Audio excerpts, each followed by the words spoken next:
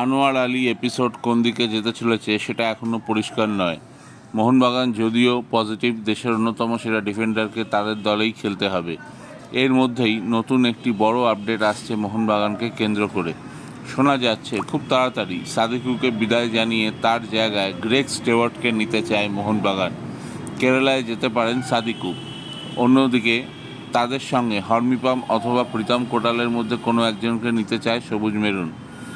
Stewart চেনা বিদেশি, আইএসএলের অন্যতম সেরা বলা যায়। জামশেদপুর এবং মুম্বাইয়ের হয়ে লিগ শিল্ড জিতেছেন, টুর্নামেন্টের সেরা প্লেয়ার হয়েছেন।